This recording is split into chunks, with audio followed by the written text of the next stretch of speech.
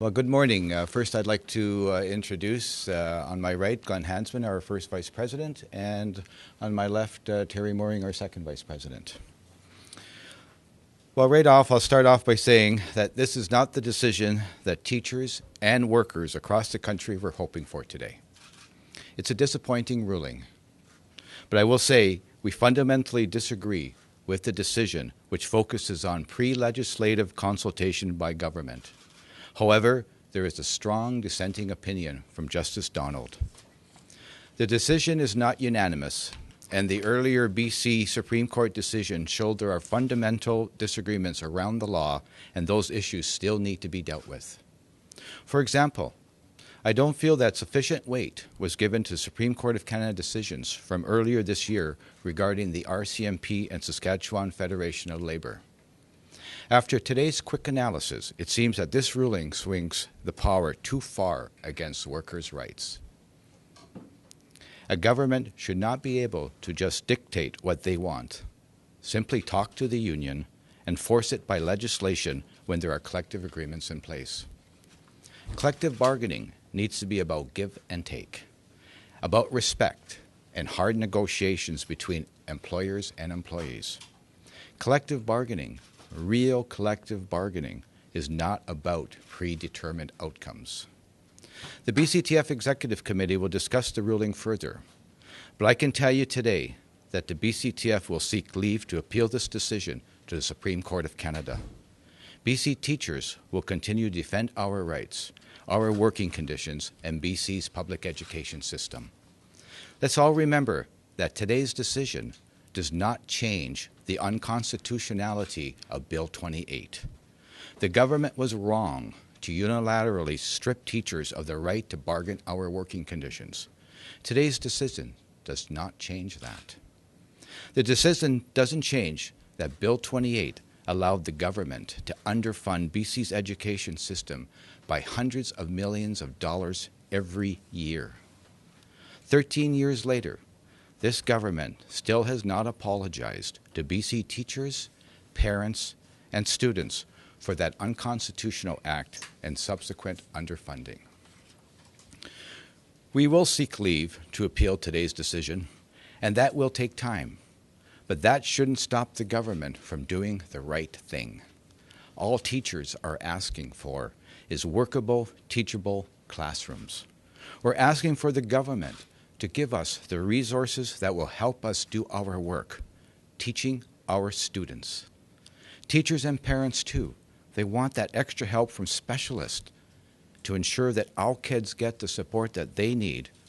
We want our students to have more individual one-on-one time that is so important in the work that we do. We want our teacher librarians actually in libraries helping students with literacy and research. We want learning resource and assistance teachers working one-on-one or in small groups with students to help resolve specific learning challenges. We want special education teachers helping the growing number of children with special needs so that all our kids get more support. I don't think that's too much to ask for. Our children deserve the best, but they're not getting it from this government. Just this month, the government released the 2015 class composition statistics. Remember when Premier Clark said it was her #1 priority? Sadly, nothing changed. It's only because of the Teacher Education Fund, $75 million this year, that we fought so hard for, that has kept class composition from deteriorating further. The fund barely hired back 400 teachers that were laid off last year. Education underfunding is not a myth, as the Minister of Education claims. There is no low-hanging fruit, as the Premier says. Trustees, parents, support workers, and teachers are all speaking out against the underfunding and the cuts. It's time for this government to listen. The government has money in the budget. They knew this ruling could have a financial impact, so they put some away in the contingency fund. The money's there. They should invest it in our schools and our kids right now. It's time for this government to take off their blinders and fund BC schools. There's also one more thing that the education minister can do. He can pull back on Bill 11. Learn from the mistakes of the past, mistakes that show that unilateral decision-making leads to instability. Bill 11 brings in sweeping changes to teachers' professional work. It negatively impacts our students' privacy and centralizes power in the minister's office over democratically elected school boards. The minister didn't consult with anyone on the changes. He didn't consult with teachers or school trustees. And now there's a growing chorus calling on him to repeal it. I think the minister should listen to his partners and look back at the history of conflict and confrontation. If the government is serious about stability and moving forward, repeal Bill 11 and actually consult with us in good faith. We all want what is best for our students. We all want a strong public education system, and we all want good working and learning conditions. It's time for this government to step up and deliver. Thank you. Questions? Court decisions have awarded, I believe, BCTF $2 million. What happens to that money now? Will that be paid back to the government in light of this case? Well, my understanding as part of that ruling that the $2 million will go back to the government and we will pay it back. And can you fight a Supreme Court decision or a Supreme Court battle with that $2 million paid to the government? Sorry, I didn't hear the last part. To go to the Supreme Court. If the Supreme Court agrees to hear your case, to less that $2 million, will you have the ability to pay for another court fight at a higher level? Well, we're absolutely committed to take this to a higher level. It's important for our students. It's important for our members. It's important for working people all across this province as well as across Canada, and we have to take it there. Where's the money going to come from, though? The money will come from members' dues. That's our members finance our important work that we do as a union, and that's where it's coming from. Aren't members' dues paying for enough? I mean, during the strike, there wasn't enough to support them, and now there's going to be another legal fight? I think what we need to do now is concentrate on a number of issues. We need to get this government to pull back on the underfunding decisions, pull back on the cuts that they're expecting school districts to put in, use some of that money in the contingency fund and the huge surplus that they ended up with, and put it back into our schools with the necessary resources that we could work with our students. We want them to repeal Bill 11. All of us are asking for it. And we will ensure that our rights of our members will continue. And when we look at this decision, it's important that we ask the Supreme Court to ask for leave. And you know, our members will be expecting that from us. How much has it cost the union to fight this over the past decade, and how much do you anticipate it's going to cost to take it to that level, to the Supreme Court of Canada? I don't have the number offhand in terms of what we've paid or what government has paid. We were hoping after we had won the second decision that we could have sat down with government and implemented the decision. And here we are now, and I think both sides knew that at some point one side will be going further with this one. And I think, again, our members expect us to take this further because what we're talking about our working and our students' learning conditions. It's about more support for our students, protected in our collective agreement. And it's about free collective bargaining in a democracy. What was your first reaction to the decision when you saw it? You must have been stunned. Well, like I said, it was a very disappointing decision, and we're thankful that there was a strong dissenting opinion from Justice Donald, who we believe addressed the issues that we talked about in the appeal, and we will go forward with that. But that was only 1 out of 5. The province seems to be making all branch today saying, look, enough with the fighting, let's all act as adults and do what's best for the kids and seems to be holding out an olive branch to try to work together, yet it seems you're still, heading towards the courts and continuing to fight. What would your response be to the province on that olive branch? And court judges have ruled clearly on the other side as well. Well, actually, we've held out a number of olive branches to this government to work with us. And we welcome working with this government. And if they're really serious about working with us in a real deep collaborative way that we hear from the education minister and the premier, what they can start doing first is rescind the cuts that school districts have to make in the next 2 years, and let's use some of that money in the contingency fund, put it into our schools. We'll sit down with government, we'll talk about how we can put some of that money back in the system so we can start ending the 13 years of underfunding. We welcome that discussion, But is that contingency fund really there if you're going to take it, and if the Supreme Court agrees to hear your case, they should probably still keep that money aside in case they lose? Well, depending on how long this takes, if we get leave to Supreme Court, decision it could take another couple of years. But this government has money. It's all about choices, and we think the choice of our students in classrooms, receiving more individual help from our teachers, having more specialist teachers back in our schools, working with students one-on-one, in our libraries, teacher counselors, learning assistance teachers, special education resource teachers. That's what needs to happen, and we want to sit down with government and talk about that. We've been trying to sit down with government and talk about that funding issue, and it's been falling on deaf ears. And the recent budget, where they even ignored their own standing committee on finance, that again for the second straight year asked them to put more money into K-12 to fund the downloadable costs that government forces on school districts, such as MSP premium increases, BC hydro rates, insurance rates, and fund the collective agreement fully. Don't expect school districts to find $29 million this year, $25 million next year. We're already hearing about how school districts are having to cut teachers that work with students in classrooms. That's not out of administration. After the lower court rulings, the TF, talking to teachers, everybody was of the opinion that, that was a decision made by the court, by Madam Justice, and that it should be respected, and that the government should respect it. Now, the highest court in this province has made a ruling 4-1.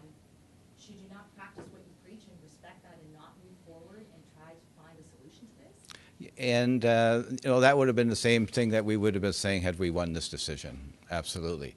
But both sides know, and we know, that in terms of what the processes are, we won 2 BC Supreme Court decisions. One of them still stands today, and that wasn't addressed in the decision. So this government acted unconstitutionally back in 2002 when they stripped our collective agreement.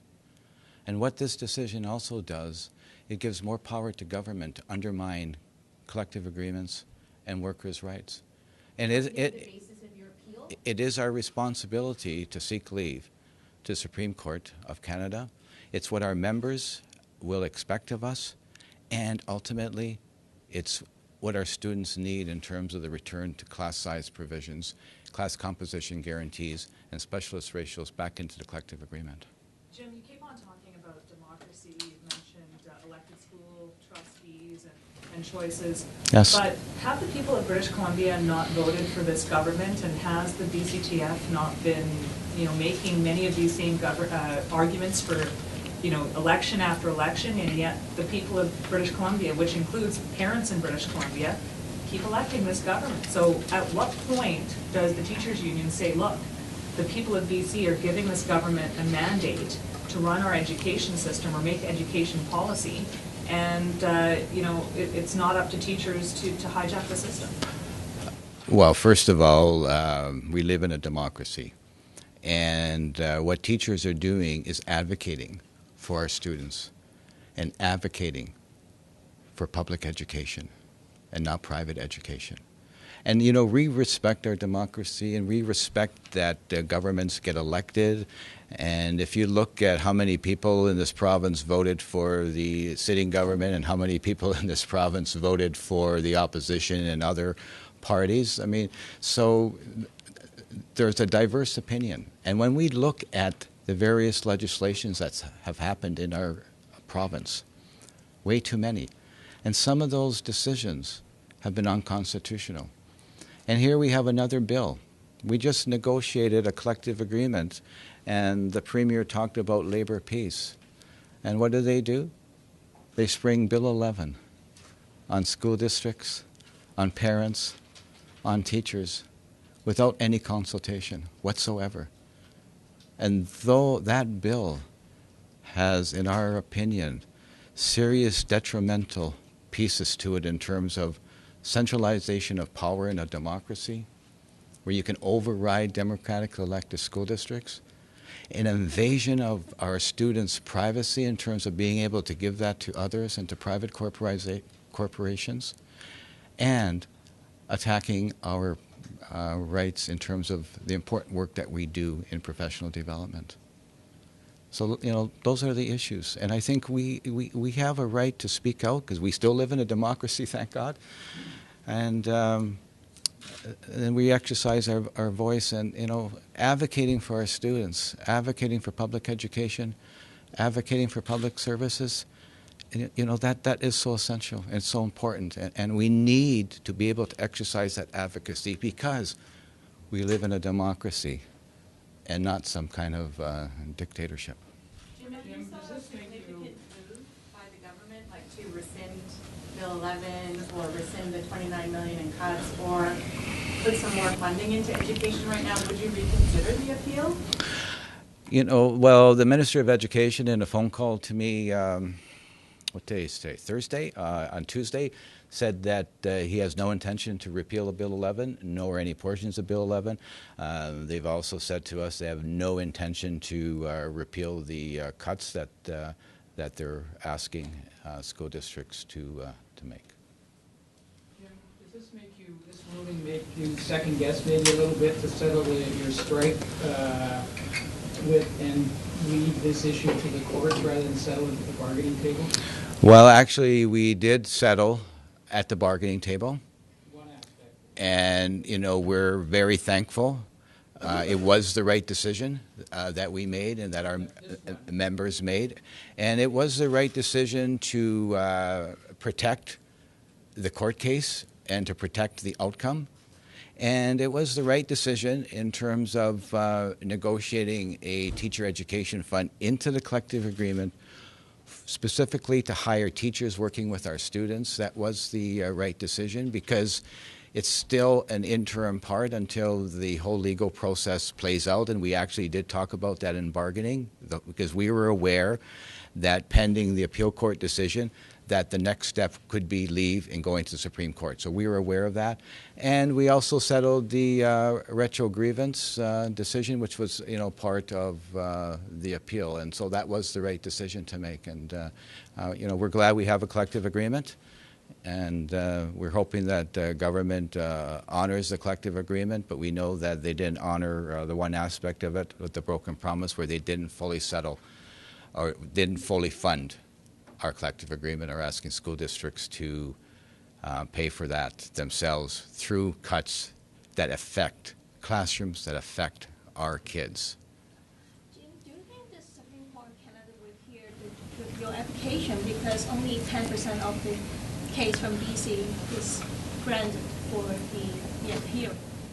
Well, you know, we're hoping that when we do seek leave and we prepare our case, that the Supreme Court will agree to take this on because what we're talking about is very substantial, that it's about collective bargaining, it's about workers' rights across Canada, and the decision has the potential effect to affect workers all across this country. So we're hoping that they will agree. Yeah.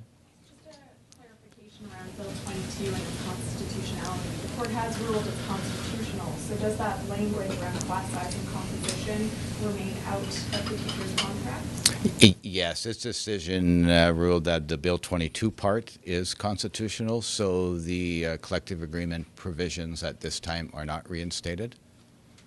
And that will be part of our leave. Sorry, what if the Supreme Court refuses to hear this case right next for the BCTF? It seems that they basically put everything into this one focus, and that would be the end of the road. Well, actually, we have a number of focuses as the BCTF, and that's advocating for our students in public education. And this has been one of the focuses because this court case, which we believe was, in terms of the government stripping our collective agreements and going forward to the courts, we believe that was the right decision. We were vindicated because Bill 28 still stands. It's unconstitutional. What this government did was wrong. And it's about ensuring that our students have smaller class sizes, have more classroom support, more specialist teachers, and minimum levels of service. Like having one teacher librarian for every 500 students or a teacher counselor for every 600 students in a school district, is that really too much to ask for? We don't think so.